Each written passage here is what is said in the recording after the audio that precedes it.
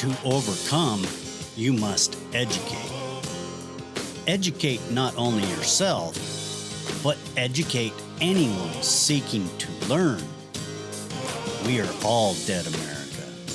We can all learn something. To learn, we must challenge what we already understand. The way we do that is through conversation. Sometimes we have conversations with others. However, some of the best conversations happen with ourselves. Reach out and challenge yourself. Let's dive in and learn something new right now. Today we are speaking with Ryan Gray. Ryan is the author of Twilight in York, Volume 1. He is also clean and sober for 16 years. Congratulations, Ryan. That's a act in its own. Could you please introduce yourself and let people know just a little more about you, please? Sure. I'm Ryan Gray, and thank you for having me. I really appreciate having the opportunity to come on here. I am, my last job that I had, I was a peer sports specialist. Like you said, I've got 16 years. So obviously that's a big part of my life. I studied literature, creative writing. That was what I got my BA in. I got in writing. So do a lot of writing, do a lot of publishing. I've done maybe about 20 or so podcasts, but mostly about addiction, which is what my book is about. That's a little bit about me. All right. So to get this started, let's start with, how did you find recovery? What made you finally say, this is enough, I need some help, and then you went and sought help? Well, so I got sober at a pretty young age. I think I was 21 or 22. I had, a lot of people in my life trying to convince me to get help and wouldn't listen. It honestly wasn't until I hit bottom that I started to look at things a little bit differently. It's much easier to ask for help when you've hit bottom, because it sort of eliminates the element of choice. In my case, I was living in somebody's basement, and those people were facing eviction. They were fellow addicts and alcoholics like myself, and they were being evicted. So I was facing, full-blown homelessness. I had spiraled downward very rapidly. I'm also schizophrenic. I have schizophrenia, depression, anxiety, and ADHD. So I was not seeing a doctor or taking any medication, and using drugs exasperated my mental health dramatically. So when I did hit bottom, I was in a state where, I was facing homelessness. I didn't have a doctor, didn't have anything, really much of anything. So, when my family said, let us take you to rehab, at that point, it, like I said, eliminates the element of choice when you're faced with such things. So that would be when I asked for help, as you asked. Yeah. So, I myself, I'm an addict to the core, and I suffer from addiction every day. Even though I'm sober, I suffer from addiction because it's kind of in my mentality. So I've really have to watch myself and be careful where I put myself and how I actually interact with people. it was hard to separate and make myself different. What was that separation like for you? Because I'm sure that you had to have went through some of this separation disorder that we go through, friends, family, acquaintances. Um, could you rephrase that? I'm having trouble understanding what you're asking. Sure, sure. um, when I got clean, Ryan, I had to separate myself from a bunch of people, places, and things that I used to surround myself with. And I found it very discomforting in a way to separate myself from what I needed to separate myself from. What was that like for you? Mhm. Well, like I was saying, I, I suffer with schizophrenia. So that separation, after I went to rehab, I was when I came off the street, like I was describing, and I went to rehab for 28 days. Then I was in a dual diagnosis ward for 2.5 months, and after that, I was Cooper Reese, the place that we said I was an alumnus. That I was there for a year and a half, 2 years. And after that, I was in more treatment. I was in a group home for mentally ill people, which is like basically like it's like I always compare it to it's like a nursing home, but rather than for the elderly, it's like a nursing home for mentally ill people, group home. So I think uh, just doing that, I was kind of, I don't want to say forced, but, in a place where I was separated from, being in living also in different environments. Um, I think that, you know, the book Twilight in York, it's about when I was in York, um, when I was living there. And I think that if I had stuck around York, you know, I don't, you know, I don't know how keen I am about going back there because, the people, places, and things, something we say in recovery, you had to change the people, places, and things. So, I myself had years and years of treatment. It took me, that also shows you when I said my mental health was exasperated by the drug addiction. It took me that long to have some semblance of what I had um, before I started using. Yeah, that's really a difficult period. And sometimes it can take forever to get through that. I know it took me forever to get through that. And I did not really find peace in my mind until I really separated myself from those things.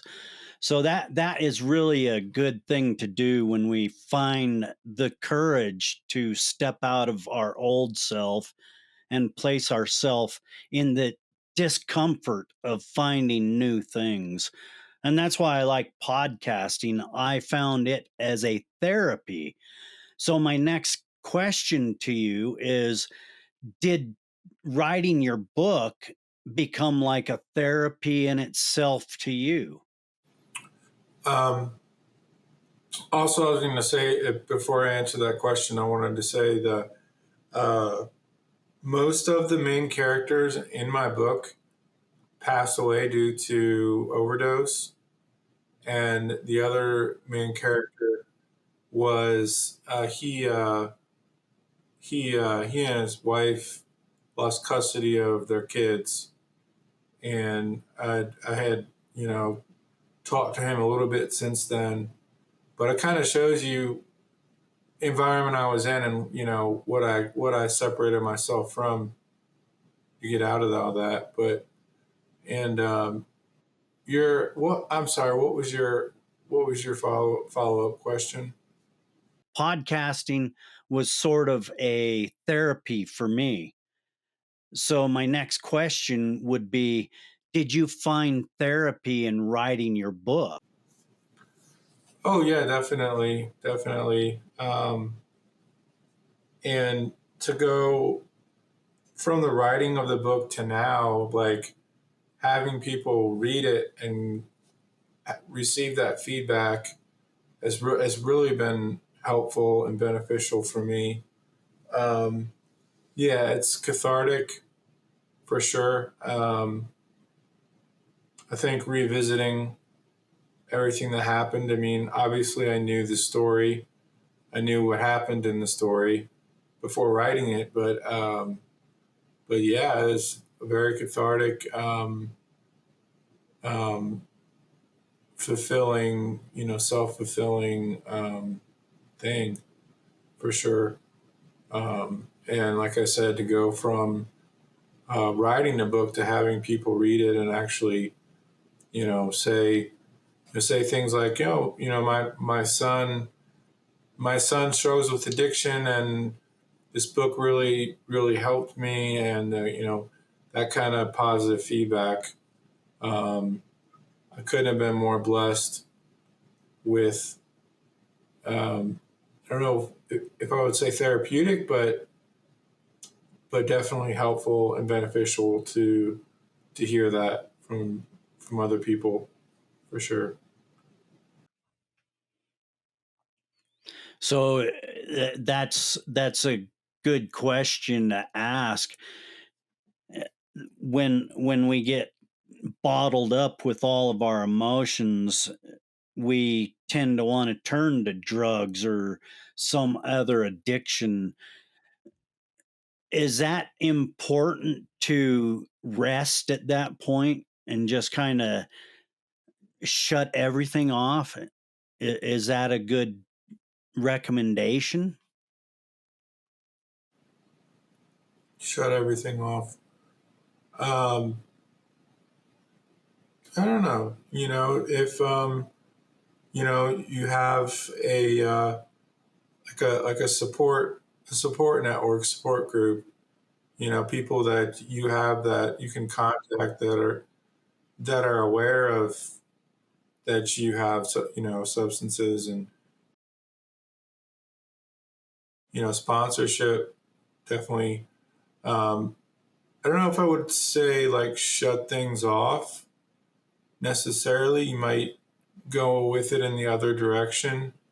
I think my tendency is that if I'm having, it's been 16 years, I haven't really been tempted in a long time, but um, I definitely have, my family that I've been blessed to have again in my life that will listen to pretty much anything. Um, so it's interesting that she said, "Should you shut everything off?" I would probably would go in the other direction. I don't know if that. Yeah, that's good. I like that. So, when we walk the road of recovery, even though there's many people that have done this with us, we still feel very alone at times. At least I do. I feel alone because I don't feel comfortable now putting myself in the places I used to be. So uh, that creeping loneliness always tends to show up in my life. How do we deal with that? Yeah, hit a meeting is, it's a way to um, be social as well as address, your if you're struggling with addiction, um, loneliness, having that support. that support network is probably the best thing I can think of. Um, I live alone, so I don't normally get lonely, but I think that having my family and having that support for sure um, keeps me so I don't get like that, you know. Yep. That sounds wonderful. Uh, yeah, the road of recovery is a long, drawn out game. It takes the rest of your life. So, I wish you well down this road. And, you know, most of all, I thank you for what you're doing out there, trying to share and get people more comfortable with the idea of addiction and recovery. These steps are not easy. And frankly, I hope we see more coming out of you, Ryan. Do you have plans to possibly start a podcast of your own at some time? No official plans. Hadn't even really thought about it yet, but now that you mention it, yeah, that's definitely possible. Also, I was going to add the another way to reach me is my email, which is rgray, like RGRAY, at alumni.unca.edu. That's good, good. So, Ryan, do you have a call to action for our listeners today? Yeah, it's um, I've felt, before I got clean, the desperation and just the suffering, and you aren't nobody's without, what am I trying to say, outside of reach, and if you pursue help, um, you'll find it. Nobody's too far removed that they can't be helped. I've shared my story of homelessness and choosing to get help, and there's you can find there's if you've heard of SAMHSA, Substance Abuse and Mental Health Services Administration. That's a good go-to. To a good place to reach out, samhsa.gov, samhsa.gov. But you're not outside of reach of being helped. So That's right. I agree with that 100%. And, my advice always is if you're suffering with addiction, mental health, listening to these podcasts are great. But if you can connect with a mental health person in your area, find local help that you can actually connect with physically, that's always the best approach to handle these things. And I know that first step can always be difficult, but once you take that first step, it gets easier the second and thereafter. So these are very important conversations, Ryan. And I want to say thank you for having that conversation with me here today on the Dead America podcast. yes, sir. Thank you for having me. I appreciate you having me on your show. I'd like a return visit when you produce and put out volume 2, if you will, please. Definitely, definitely. I will look you up for sure. If I don't, just bug me and we'll reconnect for sure. For sure. Yeah. Good enough. Thank you for joining us today. If you found this podcast enlightening, entertaining, educational in any way, Please share, like, subscribe, and join us right back here next week for another great episode of Dead America Podcast. I'm Ed Waters, your host. Enjoy your afternoon, wherever you may be.